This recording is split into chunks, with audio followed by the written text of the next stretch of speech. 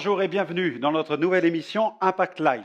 Aujourd'hui, j'aimerais vous parler du Père, le bon Père céleste. Il existe un Père.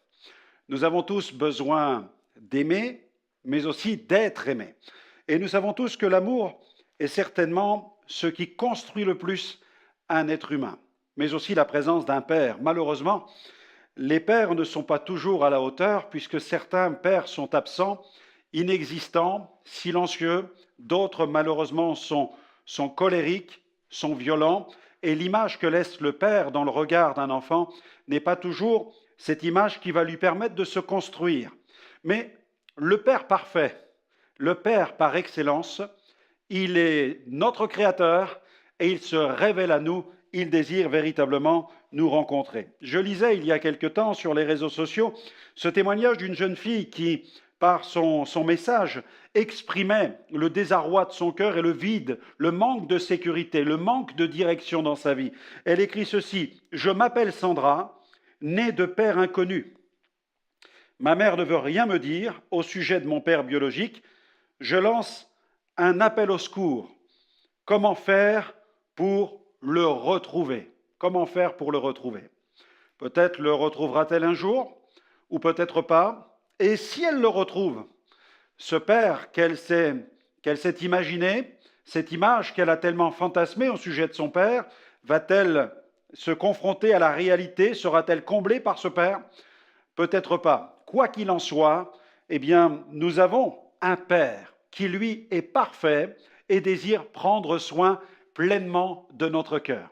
J'aimerais vous inviter à écouter tout de suite Sens Unique, qui chante ce chant tellement magnifique, comme un enfant, comme un enfant. Dieu désire que nous venions vers lui comme des enfants. Il veut nous accueillir pour nous prendre dans ses bras d'amour. Et la présence de ce Père céleste a le pouvoir de transformer notre vie tout entière. On écoute Sens Unique et on se retrouve tout de suite.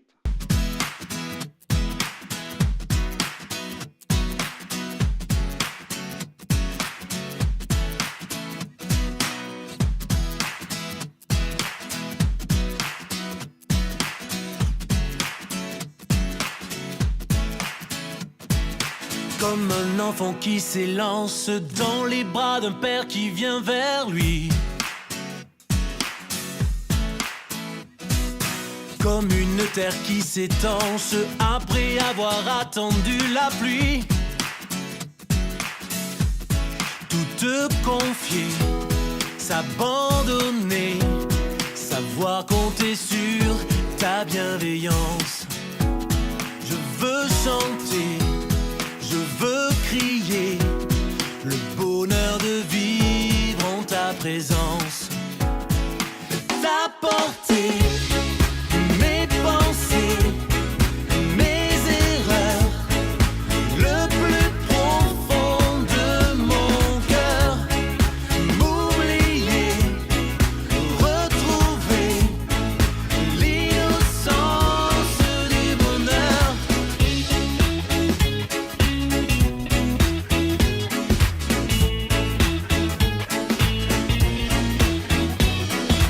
Comme un enfant qui s'élance dans les bras d'un père qui vient vers lui. Comme une terre qui s'étanche après avoir attendu la pluie.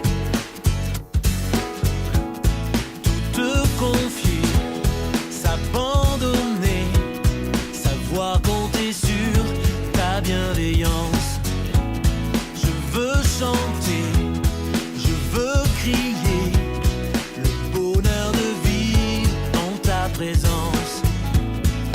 T'apporter mes pensées, mes erreurs, le plus profond de mon cœur. M'oublier, retrouver l'innocence du bonheur.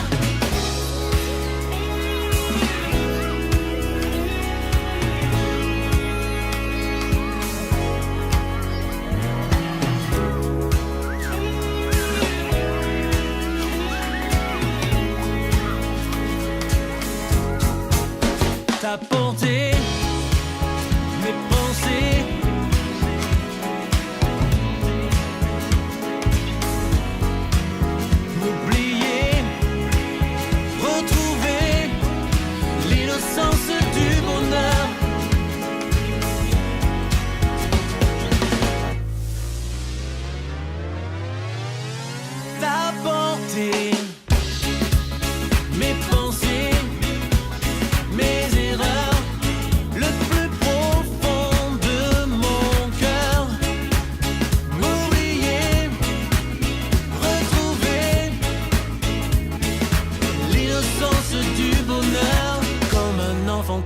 s'élance dans les bras d'un père qui vient vers lui.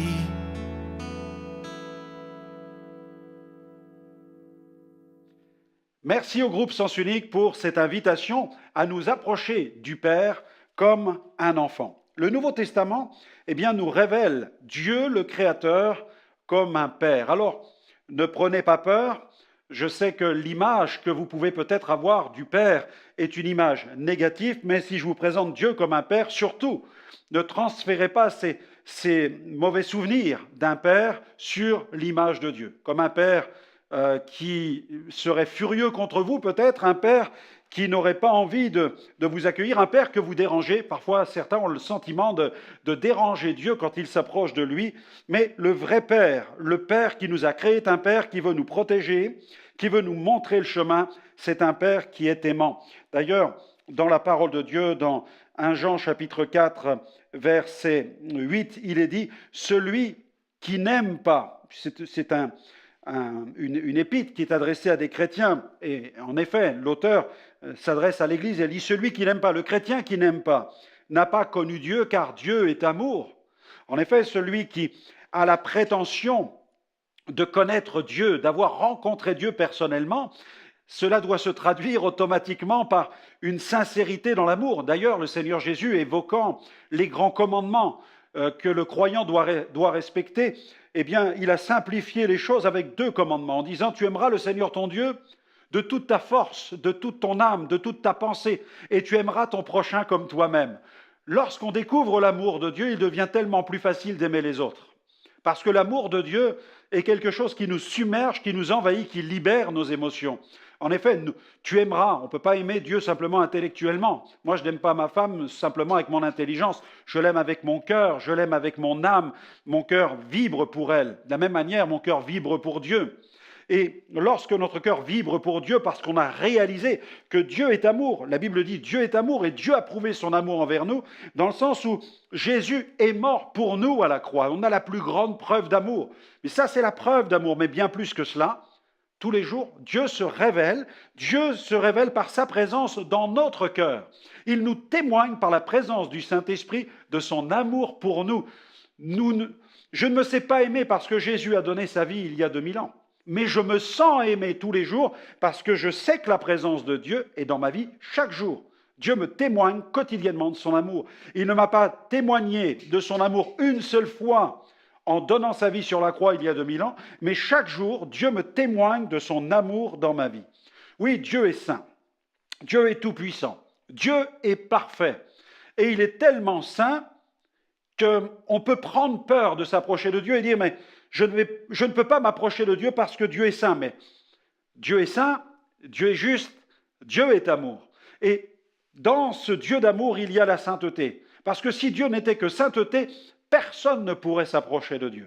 Mais parce que Dieu est saint, mais qu'il est aussi amour, nous pouvons nous approcher de ce Dieu saint qui, lui, va nous transformer par la puissance de son Saint-Esprit. Alléluia. Dieu va nous transformer par la puissance du Saint-Esprit. Il y a ce passage extraordinaire dans le psaume 103, verset 10, où il est écrit « Il ne nous traite pas selon nos péchés, il ne nous punit pas selon nos iniquités. » Attention, il ne s'agit pas d'un passe-droit qui nous permettrait maintenant de continuer à pécher et de se dire « Mais comme Dieu ne me traite pas selon mes péchés, comme Dieu ne me traite pas selon mes iniquités, je peux continuer à pécher et Dieu m'aimera quand même. » Non, ça n'a pas de sens. Une relation bâtie sur la trahison ne peut pas durer. Et on ne se moque pas de Dieu. Mais si j'aime vraiment Dieu, je réalise que son amour, c'est cet amour-là qui va me transformer. Mais autant les cieux sont élevés au-dessus de la terre, autant sa bonté est grande pour ceux qui le craignent.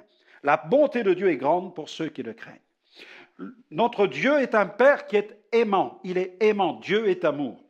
Il est saint, il est juste, mais Dieu est amour. Dans l'amour de Dieu, dans ce Dieu d'amour, il y a la sainteté, il y a la justice.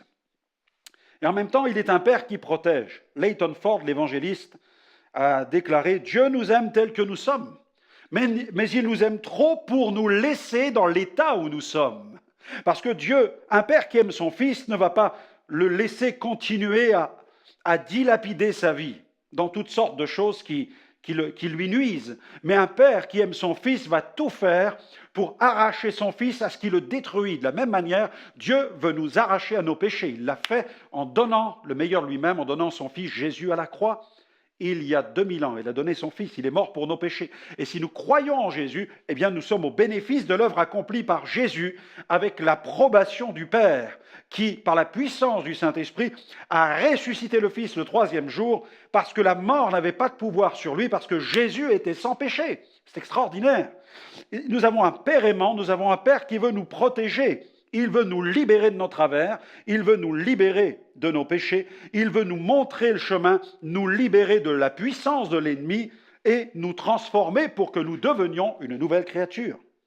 La preuve d'amour nous a été donnée dans la parole de Dieu. Donc Dieu est amour, c'est ce que nous avons lu, 1 Jean 4, 12, je veux le rappeler aussi, personne n'a jamais vu Dieu et si nous nous aimons les uns les autres, Dieu demeure en nous et son amour est parfait en nous.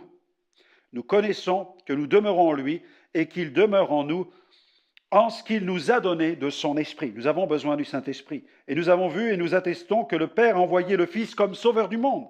Celui qui confessera que Jésus est le Fils de Dieu, Dieu demeure en lui et lui en Dieu. Et nous avons connu l'amour que Dieu a pour nous, nous y avons cru, Dieu est amour, et celui qui demeure dans l'amour demeure en Dieu, et Dieu demeure en lui.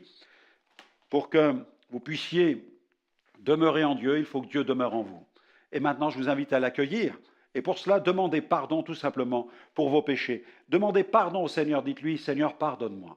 Seigneur, purifie-moi. Lave mon cœur, soyez franc, soyez vrai, soyez honnête. N'essayez pas d'esquiver, mais au contraire, prenez conscience que vos péchés ont cloué Jésus. C'est un acte de malédiction, puisqu'il a maudit quiconque est pendu au bois. Jésus était pendu au bois, mais il a pris sur lui la malédiction de nos péchés afin de nous en délivrer. Demande-lui pardon, dis-lui, Seigneur, purifie-moi, lave mon âme, lave mon cœur, viens habiter dans ma vie, Seigneur, règne en moi afin que je devienne maintenant une nouvelle créature. Je t'abandonne ma vie, Seigneur. Ça, c'est la meilleure prière. Dis-lui, je t'abandonne ma vie parce que je veux vivre pour toi et conformer ma vie à ta parole. Au nom de Jésus, Amen. Amen. Que Dieu te bénisse. Tu viens de faire le bon choix devant ton écran. Tu as choisi d'abandonner ta vie au Christ. Je t'invite à me retrouver dans d'autres émissions où tu pourras aussi continuer à découvrir le plein évangile et tu pourras aussi continuer à célébrer et servir ton Sauveur. À très bientôt. Visitez le centre de ressources spirituelles de Liliana et Franck Alexandre. Vous pouvez y accéder depuis votre téléphone portable, votre ordinateur ou votre tablette.